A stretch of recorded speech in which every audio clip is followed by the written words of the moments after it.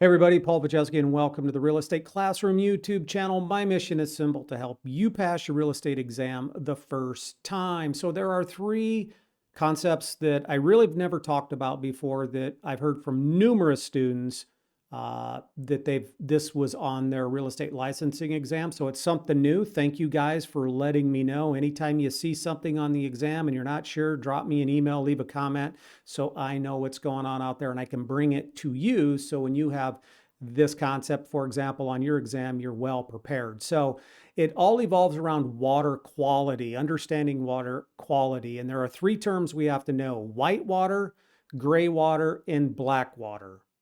So what is whitewater? Well, whitewater is also known as, you got to know the also known as, because you never know how the question or the answer is going to be phrased on your exam. Whitewater is sometimes called clear water or potable water.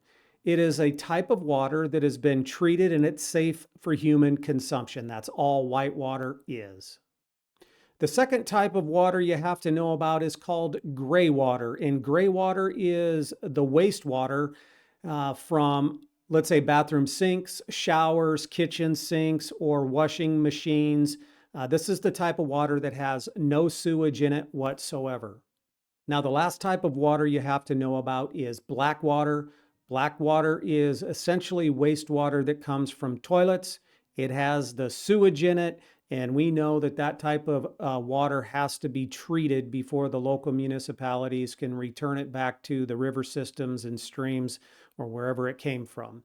If you're going to continue studying, I highly suggest that you check out this video right here. That's it, everybody.